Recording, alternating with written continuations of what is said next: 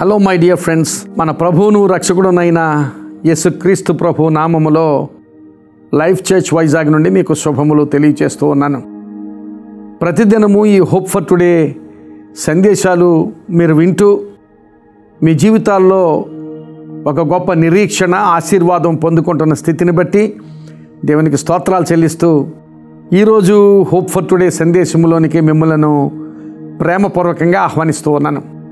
ఈరోజు ఇర్మియా గ్రంథము 1వ అధ్యాయము 5వ వచనాన్ని మీ కొరకు చదువుతున్నాను.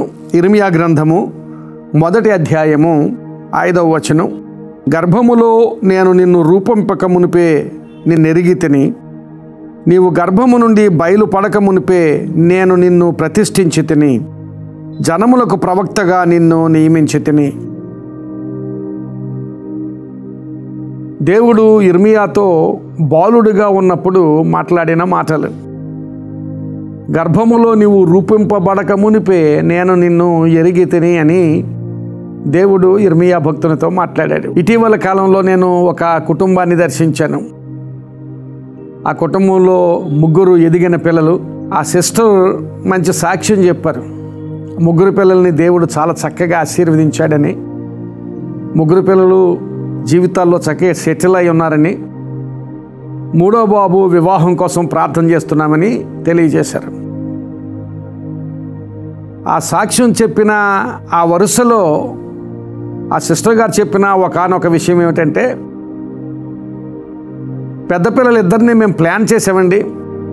3వ వాడు మేము ప్లాన్ చేయకుండానే మాకు కలిగాడు. ప్లాన్ చేయకుండా వాడు కలిగినప్పుడు మేము బాధపడ్డాం, కానీ ఆ 3వ వాడు పెద్దవాళ్ళు ఇద్దరికంటే కూడా చాలా ఉన్నతంగా ఆశీర్వదించబడ్డాడు అని ఆ సిస్టర్ సాక్ష్యం చెప్పారు. ప్రియులారా, గమనించాలి, మనం పిల్లల కోసం ప్లాన్ చేసాము లేకపోతే ప్లాన్ చేయలేదు అని అనుకుంటాం. కానీ దేవుడు ఏం మాట్లాడుతున్నాడంటే, మనందరినీ మనము గర్భములో రూపొందించబడక మునిపే ఆయన ఎరుగును. కేవలం ఇర్మియాని మాత్రమే కాదు, మనలో ప్రతి ఒక్కొక్కరిని గర్భంలో మనం రూపొందించబడక మునిపే ఆయన ఎరుగును. నిన్నెరుగును, నీ జీవితం అంతా ఎరుగును.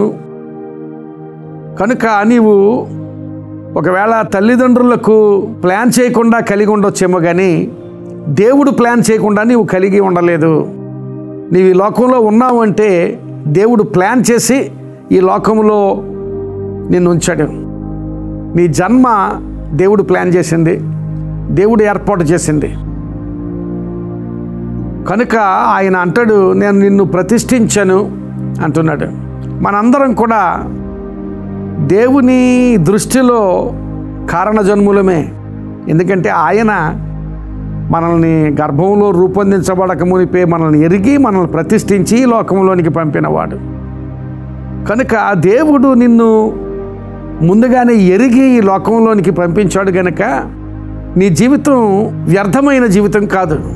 కొన్నిసార్లు జరుగుతున్న సంఘటనలను బట్టి, ప్రతికూలతలను బట్టి, వ్యతిరేకతలను బట్టి, ఇతరులు నిన్ను చిన్నచూపు చూస్తున్న స్థితిని బట్టి, లేక నీ జీవితంలో ఇప్పుడు దినాల్లో ఒకవేళ ఫలభరితంగా లేకపోవడాన్ని బట్టి నిన్ను నీవు కించపరుచుకుంటూ ఉండొచ్చు, నిన్ను నీవు చిన్నచూపు చూసుకుంటూ ఉండొచ్చు, ఇతరులు కూడా నిన్ను విమర్శిస్తూ నిందిస్తూ నిన్ను చిన్నచూపు చూస్తూ ఉండొచ్చు. కానీ దేవుడు అంటున్నాడు, గర్భములో నీవు రూపొందించబడక మునిపే నిన్ను ఎరుగుదును.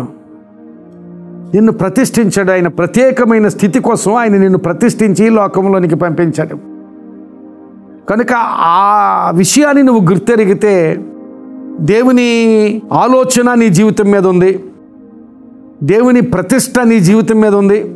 కనుక ఆ దృష్టితో నీ జీవితాన్ని ముందుకు నడిపించుకుంటే నీ జీవితం తప్పక ఆశీర్వాదకరంగా ఉంటుంది. నువ్వేం చేస్తున్నా అది నిజంగా దేవుని వాక్యానికి అనుగుణంగా, దేవునికి వాక్యానికి విరుద్ధం కానిదైతే దేవుడు తప్పక నిన్ను ఆ పనిలో ఆశీర్వదిస్తాడు.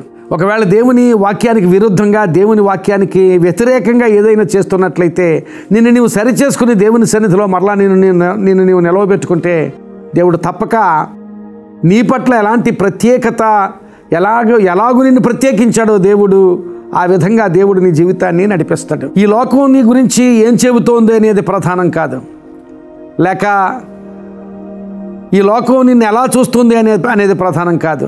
దేవుడు నీ గురించి ఏం చెబుతున్నాడు, దేవుడు నిన్ను ఎలా చూస్తున్నాడు అనేది ప్రధానం. ఆయన అంటున్నాడు, నేను నిన్ను గర్భంలో రూపొందించబడక మునిపే నేను నిన్ను ఎరుగుదును, నేను నిన్ను ప్రతిష్ఠించానని. ఈ దినాన్ని ఈ మాటల ద్వారా నువ్వు ప్రోత్సహించబడాలి.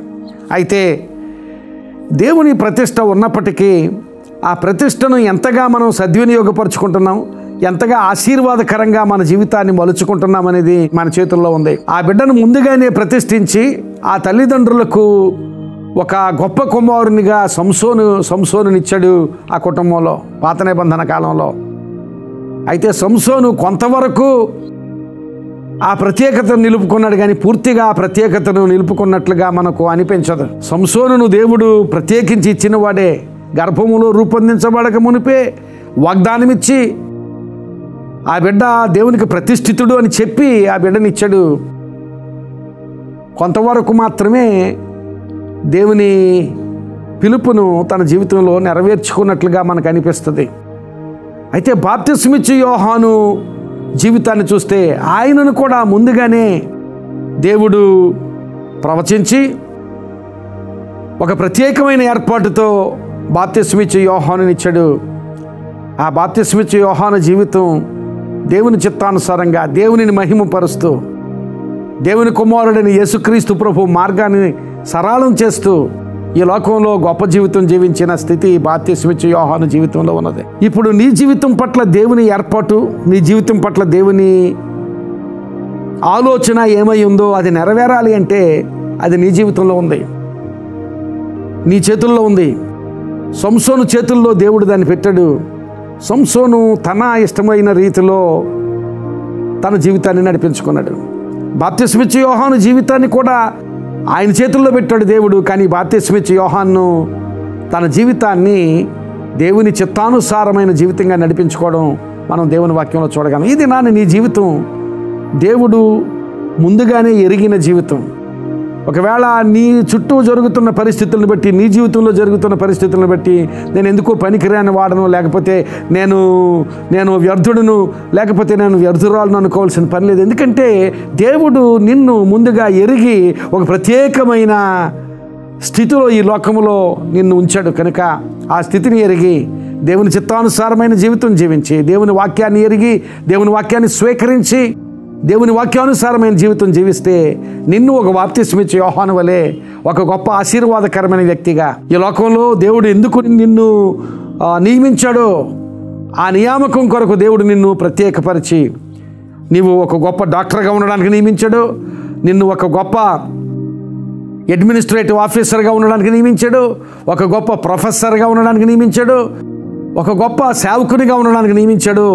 దేనికోసం నియమించాడో ఆ నియామకం నీ జీవితంలో నెరవేరగలిగేటట్లుగా దేవుని వాక్యాన్ని నీ హృదయంలోనికి స్వీకరించు. దేవుడు నిన్ను ముందుగా ప్రత్యేకపరిచి లోకంలోనికి పంపించాడు. ఆయన ఎందుకోసం ప్రత్యేకపరిచాడో ఆ ఆలోచన నెరవేర్చబడగలిగేటట్లుగా దేవుని వాక్య ప్రకారం జీవించి ఆశీర్వదించబడి దేవుని ఏర్పాటును నీ జీవితంలో నెరవేర్చు. అట్టి ఆశీర్వాద స్థితి దేవుడు నీకు దయచేయునుగాక. ఆమేన్. ప్రార్థన చేసుకుందాం.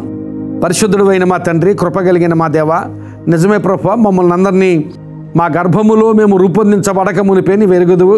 మమ్మల్ని ఒక ప్రత్యేకమైన స్థితిలో ఈ లోకంలో ఉంచావు ప్రభువా. నీ ప్రత్యేకత మా అందరి జీవితం మీద ఉంది కనుక ఆ ప్రత్యేకతను ఈ మాటలు విన్నవారందరూ గుర్తించి నీ వాక్యానుసారమైన, నీ చిత్తానుసారమైన జీవితం జీవించి ప్రయోజకులై ఈ లోకానికి, సంఘానికి, అనేక మందికి ఆశీర్వాదకరంగా ఉండి నిన్ను మహిమపరిచేవారుగా ఉండడానికి నీ కృప ఈ బిడ్డలందరికీ దయచేయమని ప్రభువా, వారిని వారి కుటుంబాలను మీ చేతులకు అప్పగిస్తున్నాను ప్రభువా. అలాగే వారి అవసరతల్లోనూ, వారి సమస్యలలోనూ, వారి ప్రయత్నాల్లోనూ మీ సహాయం దయచేయమని ప్రార్థన చేస్తూ నీ ఆశీర్వాదం మెండుగా వారి జీవితాల్లోనూ, కుటుంబాల్లోనూ ఉంచుమని యేసు నామమున అడుగుచున్నాను తండ్రి. ఆమేన్.